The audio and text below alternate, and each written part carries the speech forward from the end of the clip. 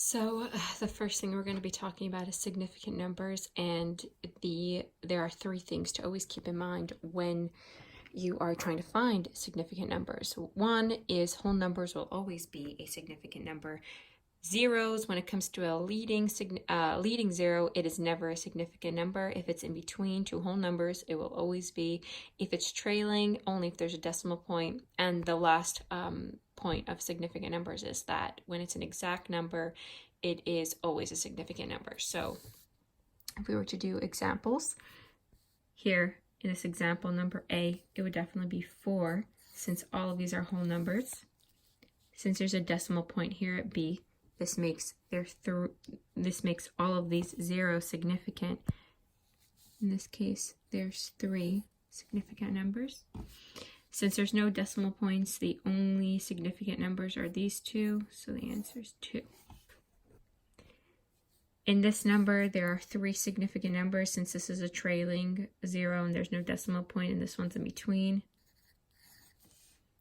This is an exact number, so this is all significant. This is 2. In this number, there's a decimal point, which makes this leading 0 significant. So there's 3. In this example, we can actually write out this. And since there's a decimal point, there's 3. The next example is we can count all the significant numbers. It would be 1, 2, 3, 4, 5. And all of these are significant after the decimal point. In this example, there are 3 significant numbers. In this example, all of these are, so there's 1, 2, 3, 4, 5. In this example, we can actually write it out just in case. And all of this would be significant numbers. In this number, there are 3 significant numbers. Since there's a decimal point, all of this is significant. And there are 2 significant since there's no decimal.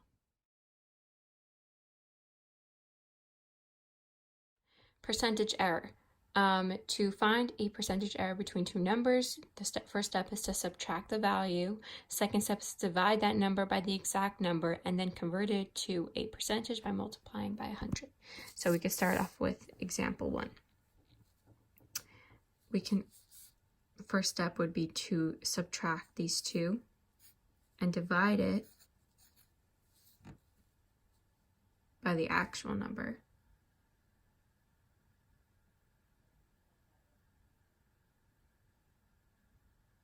Which will leave us with 0.125. If we times that by 100,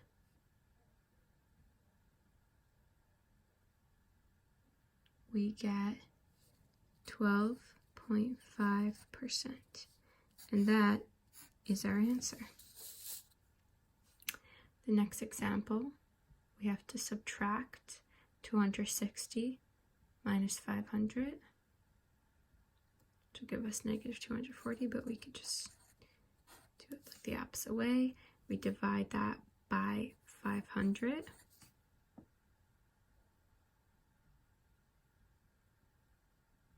To give us 0.48. Once we times that by 100, we get 48%. That's our answer. Now we could do 100 divided by 200.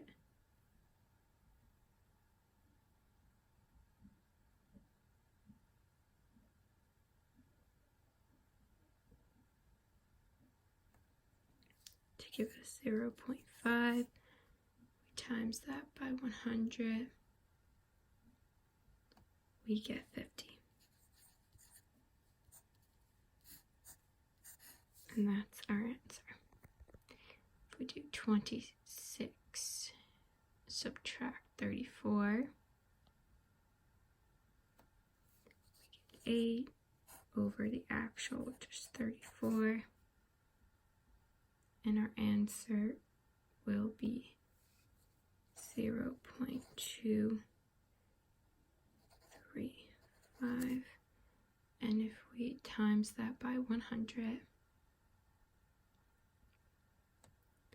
we get 23.5%. And that's our answer. So we subtract these two.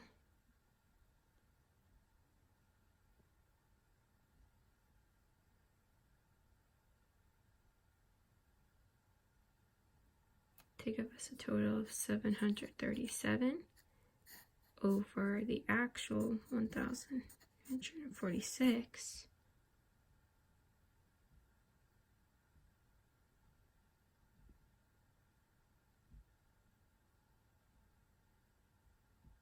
To give us an amount of 0.547, times that by 100. To give us 54.7.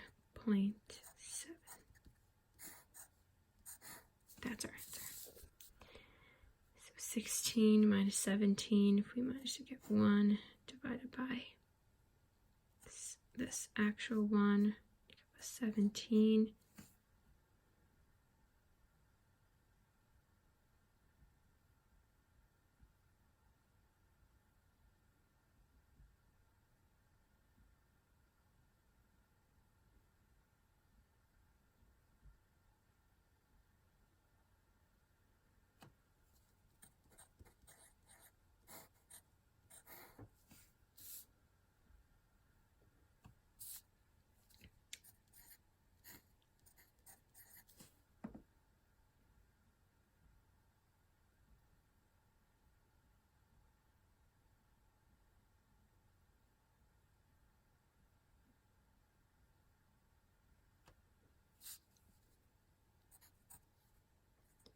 Times that by 100, we get 400. And that's our answer. So the difference would be 10 over 15. 15 divided by 10. We get 1.5.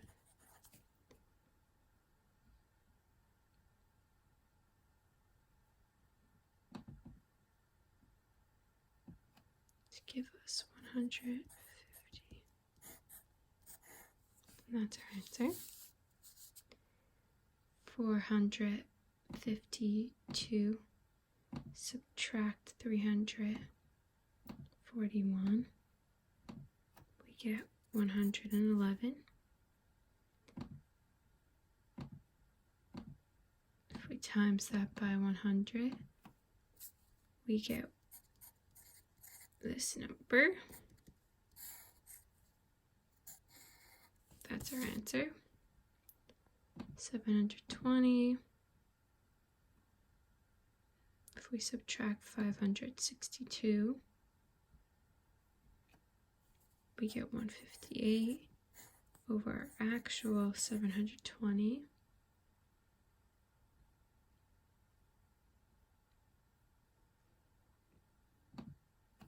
We get 0.219. If we times that by 100 to get our percent, we get 21.9%.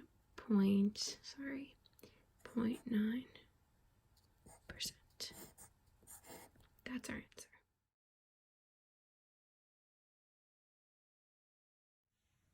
Direct and inverse proportions. So when it comes to direct, it's simple. It's as one number increases, so does the other. Inverse, as one number decreases, the other increases. These are the two equations that you use. For direct, it's y equals k times x. For inverse, y equals k over x. So for the first example, we have y equals 15 and x equals 3. So the equation written out would be 15 equals k times 3. To get rid of it, we would have to do 15 divided by 3, giving us 5. So k equals equals 5. If we were to do the inverse of that, we would have to times 3 times 3. 15 times 3 is 45.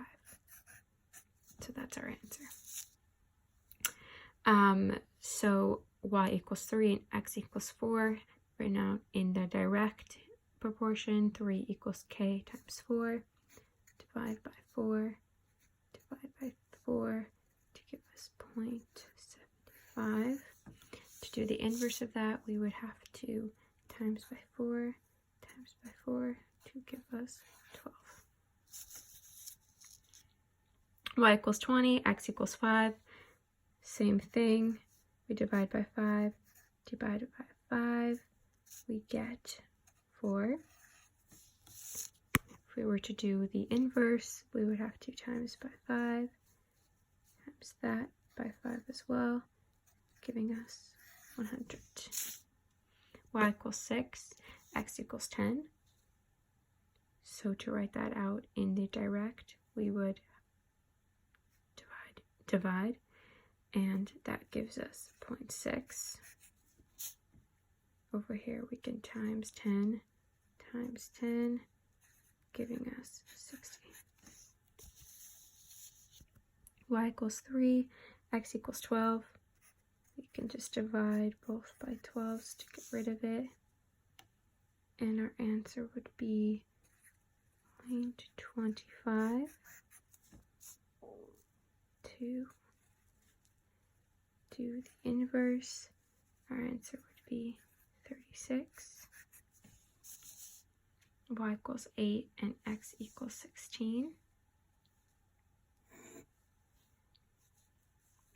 We would divide by 16, divide by 16 to get 0.5, times 16 times 16 to give us 128. Y equals 9, x equals 11. Divide that by 11. 9 divided by 11 would be 0.8. Times by 11, we would get 99. Y equals 36 and x equals 47. Do the same thing to isolate the k. We get 0.77 times by 47 times by 47 to get 1,692. For our last examples, we would do the same thing that we were always doing to get 0.4.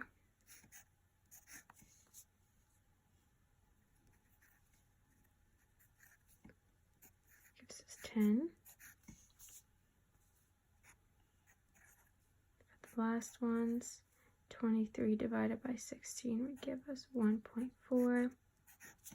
The inverse of that, times that by 16, would get us to 368.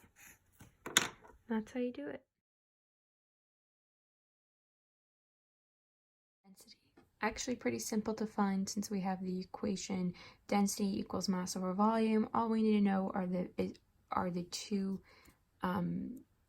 parts of the equation, the mass and the volume, and we can figure it out from there. So the first example, what's the density of a cube of sugar weighing 112 grams, measuring 2 centimeters on a side? So the first thing is we have to figure out what the volume of this cube is, and we know that a cube is a length cubed. So we put that into the equation, we get 8 centimeters. So we could put the mass on top and the 8 on bottom to give us a total of 14, and that is our density. A student finds that this of a certain liquid weighs this much. What's the density? So first we put the weight mass on top over. And if we divide these two, we get our answer, which is the density. someone weighs a medallion. First time its mass is 55.64. Then they put water in a cylinder and they read the volume as 75.2.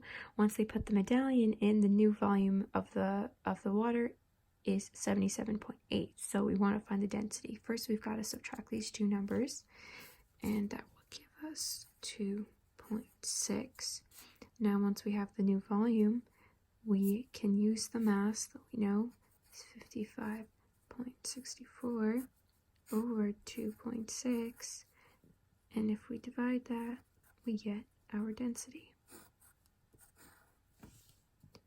So here are some pretty basic examples, and they're just a matter of dividing.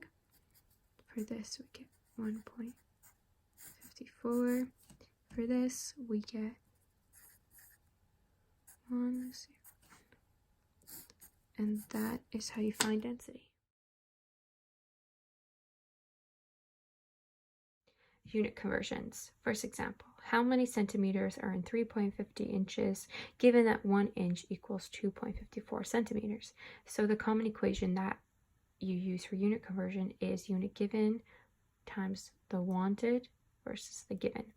So we want to find how many centimeters are in 3.50 inches. So we would write it out as the unit given, the unit wanted, we would put 2.54 centimeters, and over that we would put 1. So if we were to times these two, we would get how many centimeters? That's our answer. How many inches are in 8.89 centimeters given that 1 inch equals 2.54? So if we were to do the same thing, solve for what we want, we would put 1 over on top over here, 2.54, and if we were to divide 8.89 by 2.54, we would get 3.50, showing that these two actually show that they're right. If you find that it takes you 14.5 seconds to run 100 meters, if you run for this amount of hours, how many meters will you run? So this is kind of a long process to figure out how to do this, because we need to convert our hours into seconds in order to find out how many meters. So the first step we would have to do is convert our hours into minutes. And so the first thing we can do is put our hour, which we know is 0.520 over 60 minutes over 1 hour to give us a total of 3.12 minutes. The next step is we can plug that into this 3.12 minutes over 60 seconds, because it's conversion for 1 minute, and if we were to times these two, we get 187.2.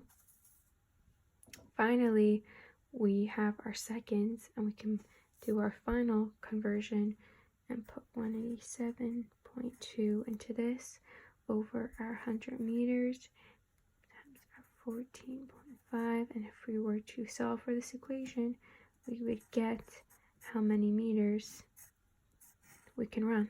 1,291. My new kitchen floor will require 25 square meters of linoleum. How many in yards? And so we know that 1 meter equals 1.09 yards. So if we were to write this equation out, it's pretty simple. We do want to solve for the one that we need. Put 1.09 over 1, and we would get 27.25, and that is how many in yards. How many kilograms are in 7,510 grams? We know that 1 kilogram equals 1,000 grams. In that case, we would write out our example over 1, because we're solving for kilograms, so we put it there. And if we divide these two numbers, we get 7.51, which is how many kilograms? 30.